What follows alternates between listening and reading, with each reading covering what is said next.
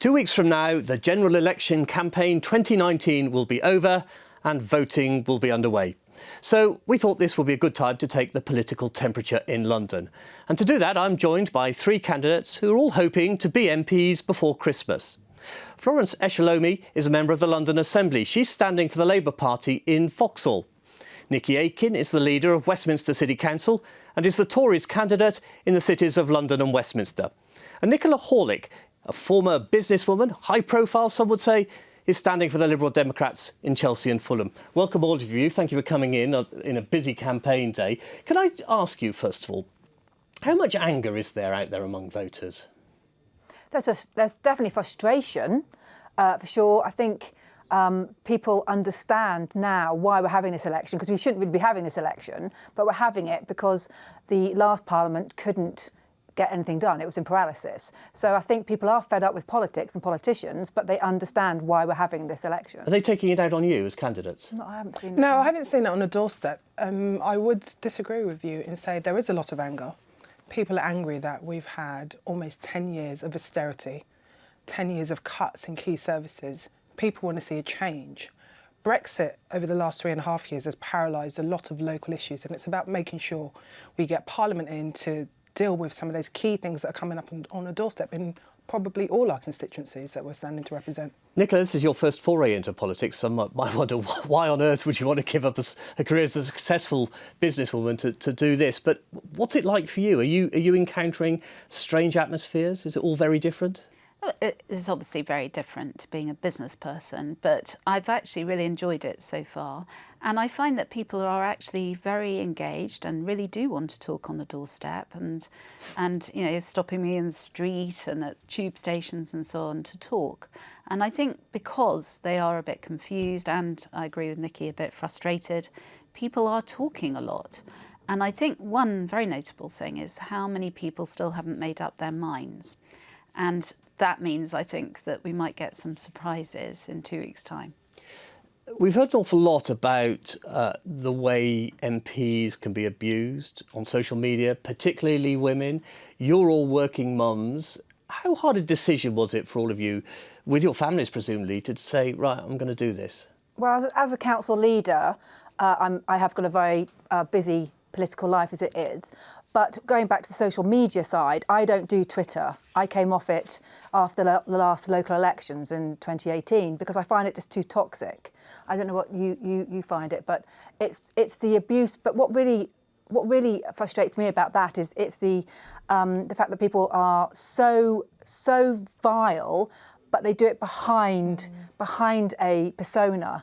If they say things that they would never say to your face or to anybody's faces. What about you? And I think it's a real issue that we do need to make sure we take very seriously. Obviously, we know of the high profile and really tragic death of Jo Cox. And as women standing in London, where, you know, obviously there are a number of issues, we've seen a rise in hate crime, a rise in anti-Semitism, a rise in LGBT crime. And some of that has been on the back of Brexit. And we need to be honest to say that actually the safety of candidates of all parties should be paramount. Did you think twice before standing? Did you talk to your family about it? I spoke to my husband, and obviously I'm currently an Assembly member representing Lambeth and Southwark, 2 big boroughs. And the fact is, I'm not going to be silenced into silence by anybody. I'm not going to be bullied into silence by anybody. There are key issues that I'm standing up to represent, and it's really important that women continue to have a seat at the table in terms of the decisions that will affect our country. Nicola, you're on Twitter. I've seen your tweets. Do you get any abuse? Are you surprised by the interaction of people on Twitter? Well, I've been surprised actually by not getting any abuse. I was expecting to get abuse, and so far, touch wood, I haven't had any. But I do think it is absolutely appalling the way that people do hide behind these personas, and you know, it does seem to empower people who clearly don't have much else in their lives to do, being able to, in an anonymous way, attack people sitting in their armchairs. And I think Twitter should be forced to actually make people be identified and not anonymous. So what makes a high-flying businesswoman with a lucrative career give it all up for politics? Well, in my case, it's because I'm so concerned about Brexit. I really do think it's going to be very bad for this country, and the track that we're on is extremely worrying. and I want to try and prevent it from happening because I feel it's going to be very bad for the country, for my family, for my children, for younger generations coming through. And this is the last chance, in my view. But why? It's kind of the last question. But why now has the Lib Dems then decided to not revoke Article 50? I mean, you went into the election with this big campaign about revoking Article 50, and now this week you seem to be now backtracking on that. So what? I don't think we're backtracking on it. Well, Chuck did an interview this week saying, didn't mentioning it. Joe Swinton's now saying the they're policy not going to do it. was that if we were to get an overall majority in the House of Commons, which would be 326 seats, then we would revoke because we would have the democratic mandate to do that. That has always been the policy. And then if we don't, which I agree is unlikely, then the idea is to try and get a second referendum because things are dramatically different now to how they were 3.5 years ago. There's a lot of And we very clearly feel that the people should have a final say. I don't personally believe in referendums. We have a representative democracy in this country. MPs are meant to make these decisions for us. We've just managed to get everybody into the most almighty mess through having had a referendum about this. Flo, the Labour Party has been criticised for lack of clarity over its Brexit position for many months now. Are you laughing at the confusion now apparently surrounding the Lib Dems? It's strange because I think the Lib Dem position was essentially ignoring the will of over half of the country in terms of we're going to revoke. We have to be honest to say that people did vote for Brexit in 2016. I campaigned furiously for Remain, and we feel that that decision should come back to the people. And when that does happen, I'll be campaigning again for Remain. What about you, Nickie? If there is a second referendum, how would you campaign it? Well, I voted Remain, but I do not believe in a second referendum. I believe in the democracy of this country, and I think we all recognise that, all the candidates in 2017 general election, Conservative, Labour and Lib Dem, all of them signed up to a manifestos which said that they would see Brexit through.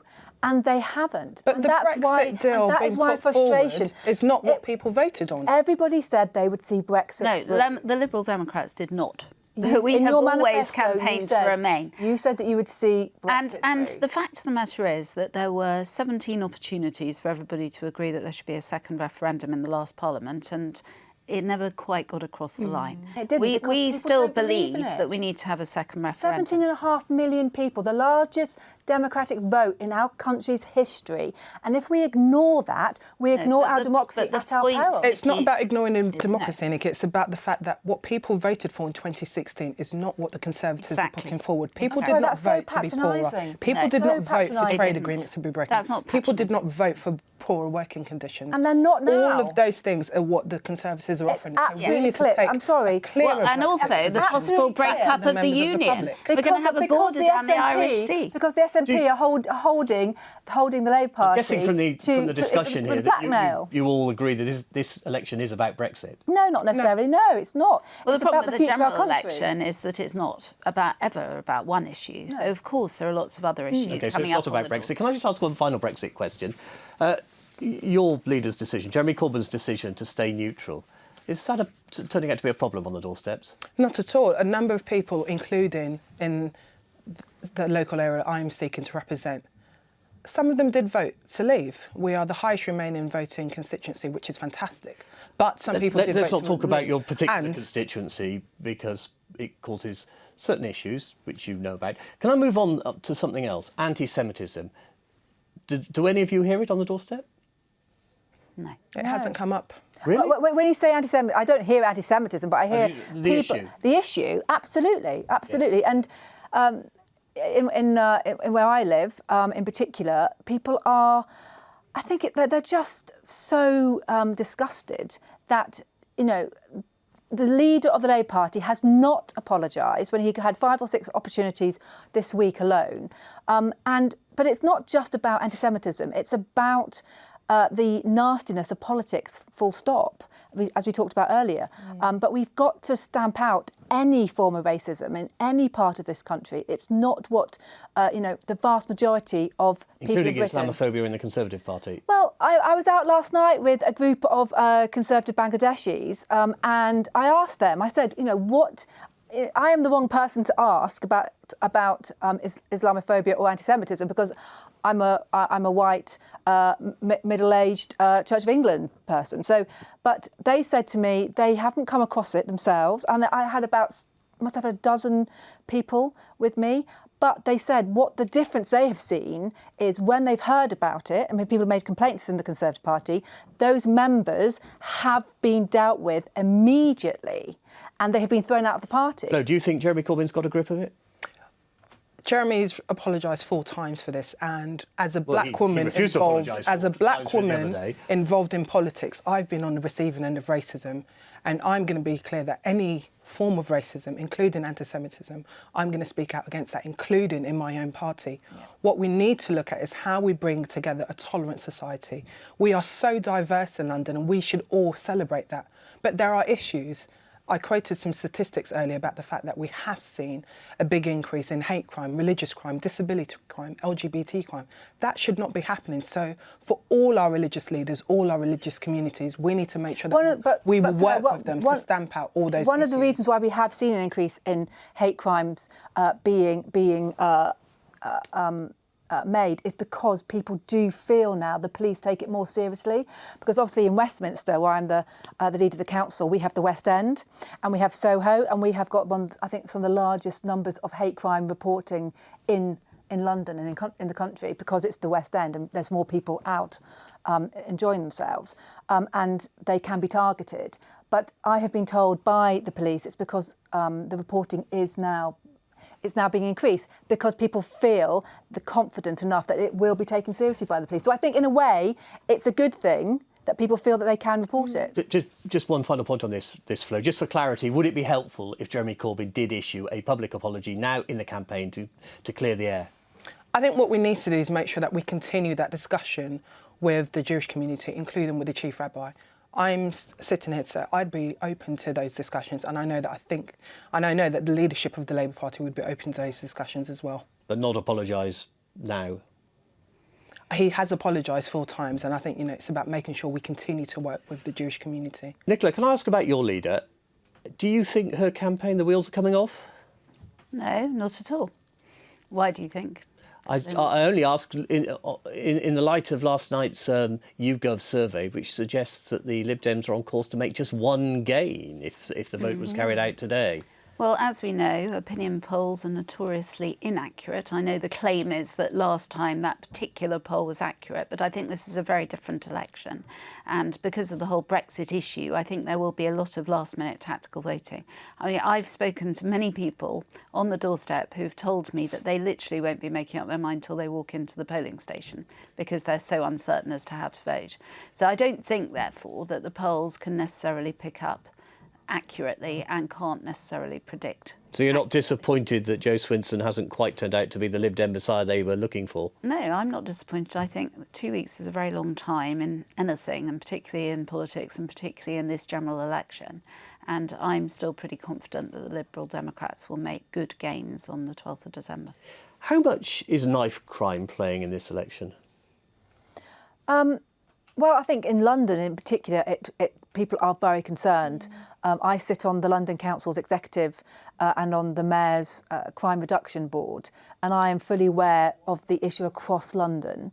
I think it goes back to what we were talking about earlier as well, about the growth of social media, and it is definitely fueling issues for young people.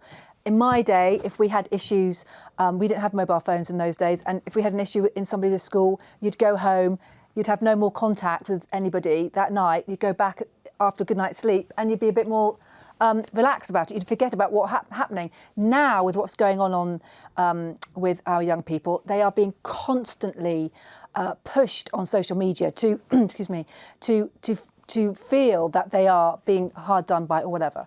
But there's also the other problem, Simon, in London, and it's a huge problem for us across the capital, is the drugs industry and county lines. We've heard much about it. So are you hearing much about knife crime? So in terms of social media being responsible, I think some of the issues around mental health in some of our young people, lack of affordable housing where we've got young people growing up in cramped accommodation, a number of our youth facilities across London have closed. There is nothing for our young people to do. But I just all of that want is to know whether fueling you're on knife hearing crime. about it very much. It does come up. It does come up. It's mostly county lines. So the drug is so county lines is the biggest. People on the doorstep are talking about county lines. Not well. In parts of my constituency, yes. Nicola, what about you? Do you hear any reference to it? I hear references to crime rather than knife crime, and concern that there aren't enough police on the streets, and there's and closing of police stations. What about all of you? You've got children. How worried are you about your kids?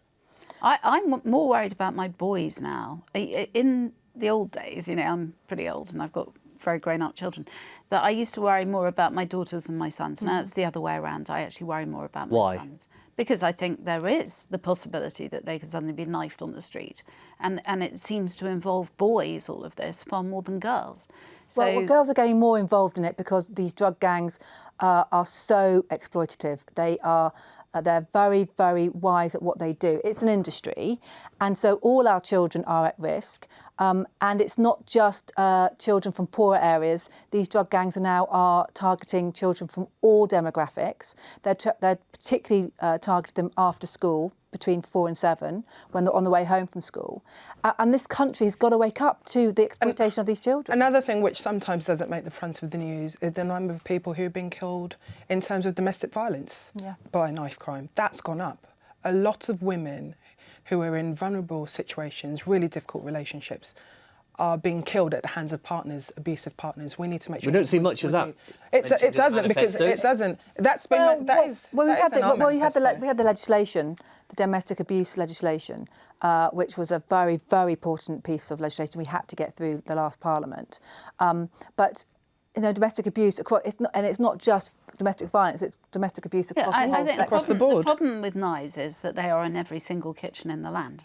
And so it's very easy for somebody to get hold of a knife. And, what we have to do is something about the underlying social issues that are leading to this. And so, it is about, as you rightly say, Flo, about making sure that there are youth clubs and things for children to do after school. I am really, really against children being excluded from school. That is outrageous, and especially since many of those children will come from chaotic homes where they have no proper support at home. And then if you take away school, that is just going to push them into the arms of gangs where they're going to create a family environment of their own through that method. On the domestic violence issue raised by Flo, do you all know your party's policies, or what would you do if you were elected? One of the things we've been pushing for, and especially from the assemblies, around domestic abuse charter. So women can look up to see if the partners they're going to date have been in an abusive relationship before, so they can make an informed choice about whether or not to form a relationship with them. I think that's similar to Claire's law. I think that would be really, really important. We'd want an incoming Labour government to make sure that that's included in the current legislation that's going through Parliament. Well, the Conservative government was pushing through the legislation for domestic abuse before it turned into this general election. In Westminster, I launched the first domestic abuse strategy for Westminster, and we set up our own. We set up a domestic abuse court with the court service, and so we take it very seriously. It goes back an awful lot of issues which Flo talked about mental health, addiction, worklessness, which can really affect domestic abuse across Nicola, the board. as a businesswoman, you must care about how this city works. Has the Crossrail fiasco appeared at all on your radar during the campaign? No, not during the campaign, but clearly I think people are disappointed about the delays because there are meant to be enormous benefits that are due to accrue when it finally is operational. So let's hope that... Have any voters mentioned Crossrail? No, what people have mentioned in terms of transport is making sure that transport's affordable. We want to make sure people are using public transport as a way of reducing our carbon emissions. One of the biggest contributors to bad air quality across London is cars. We need to get people out of cars, but for that to happen, there needs to be proper, good buses, good underground networks, and walking and cycling provisions. We need to see an increase in all those things. Very near to my constituency. Have people mentioned Heathrow on the? Yes, a lot in my constituency. They're starting to, even in central London now, they're starting to get worried about the number of extra flights going over and the noise. But going back to... As far as we know, the government still, the Conservative Party still backs Heathrow. Yeah, Expansion. that's the official in the manifesto. But when going back to Crossrail, it is hugely frustrating for people in central London who are still living with building sites and with absolutely no end in sight. And this is one of the most, I think, embarrassing issues for the Mayor of London since he became the Mayor. It's been so badly handled. You're the chair of the London Assembly Transport Committee. And we have pushed in terms of investigating why Crossrail has been delayed. Our recommendation on Crossrail was talking about making sure there's a lot more due diligence and scrutiny. Did Sadiq Khan take his eyes off the ball? On the Crossrail board. I don't think he had the eyes on his ball in the first place, Simon. I think what you've seen is TfL and Crossrail and the Government Department for Transport under Chris Grayling as the former Transport Secretary admit that there were some big errors.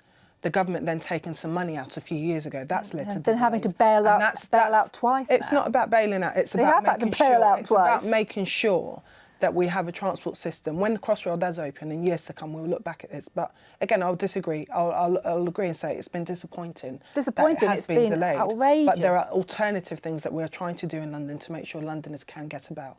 Can I ask you about your own leaders? What do you least like about Boris Johnson, Nickie?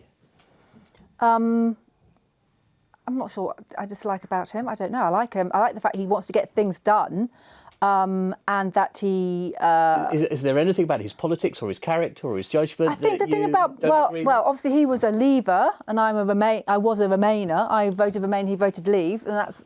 But he is a one nation Tory. You know, when I was cabinet members at Westminster for Public Protection and Children's Services, he was Mayor of London, and so I saw what the differences he was making in London. He's very much like me, a liberal conservative. But he's hiding it quite well at the moment. No, that's really unfair, Simon. That's really unfair. If you see our manifesto and what under his leadership we are doing, we're investing more in the NHS. The NHS is a beloved public service. Education, he's putting more policing involved. To funding. Absolutely not. £33.9 billion about to be Nicola, invested in. What do you least like about Jo Swinson? I love Jo Swinson. I've known Jo very well for a long period of time, and I've been up to Scotland and campaigned in her constituency in previous elections. So I hugely admire. I mean, you know, she was a minister when she was 30 years old. For 5 years, she was a minister. So I think she's had an incredible career so far, and she's still very, very young. She's still only 39. I think it's incredible to have a woman as the leader of a major political party at the age of 39. And Flo, are you a big fan of Jeremy Corbyn? Jeremy's been out on the campaign trail with me when I was... Are you a fan? I am a fan, and having worked for Jeremy in Islington for 5 years, I know him very well. And I think the other side that people don't see about Jeremy is someone who is clearly committed and passionate. So a number of smaller issues which sometimes don't get that media coverage. Is there anything you'll see someone like Jeremy caring about that. Is there anything you admire, respect or envy about Boris Johnson? Boris Johnson, who today, some of you may have seen the claims of an article he wrote a few years ago in The Spectator, saying that young people are liking money like Nigerians. As someone of a British Nigerian background, I find that really offensive and almost racist. There's nothing in Boris Johnson that I like. You know, his views on women, his views on young people, his views on black people. I don't actually think he's someone who's fit to be Prime Minister. I think that's quite unfair on that, because he has encouraged more and more women to get into politics. What about Jeremy Corbyn? Anything you fear, admire, envy? Well, I do. I really, you know, I'm sure he's a very nice man. I'm sure he is a very pleasant. I've never met him, but I'm sure, you know, people like Florence who speak highly of him. But my concern is that he flip-flops. He's, you know, on leadership. This anti-Semitism is outrageous, Simon. It should never have got to this stage where the chief rabbi of the United Kingdom is saying that it's outrageous. The fact that the Labour Party are now being investigated for anti-Semitism, he could have stopped this 2, 3, 4 years ago. There is a point there. He could have stopped it, couldn't he, if he'd acted a bit quicker. But I think we've talked quite a lot about anti-Semitism. What about the Yougov poll? Does it worry you? I mean, it's talking of a 68-seat majority with the Conservatives. The Lib Dems only gaining one seat in London, Richmond Park. Oh, look, I think all of us would agree you can never be complacent in politics, ever. And you can never take the electorate for granted, ever. And so, look, polls are polls. The most important poll is on the 12th of December. It is, and I totally agree. And I think, no offence to the pollsters who, again, are not very demographic of London in terms of putting this poll together. And what I'm really encouraged about is the big surge in the number of people who registered to vote in the last 48 hours, including almost 35% young people under the age of 25. We need to encourage more people to vote. One of the things I've been quite passionate about throughout my political career is getting more people to take part in our democracy. Too late now, because voter registration is closed. Nicola, what about you? Now that we know that Jo Swinson's unlikely to be Prime Minister, Boris Johnson or Jeremy Corbyn? Well, I think the polls show that both are extremely unpopular. But one of them's going to be the Prime Minister. And I don't consider either of them really good enough material to be Prime Minister. But unfortunately, you're probably right, one of them probably will be. As far as the Yougov poll is concerned, I think it's a wake-up call to people who still believe that we can remain. We can only remain if they vote in the right way on the 12th of December. And there is no room for complacency. And people need to get up, go out on the 12th of December and vote to stop Brexit happening if they want to do that. Briefly, finally, what surprises can we expect in the next 2 weeks? Who knows? Who knows, Simon? Every day you wonder what's going to happen. Yeah. I think what this election is showing is that we can't underestimate the electorate. Everything's to play for. The future of our country is at stake.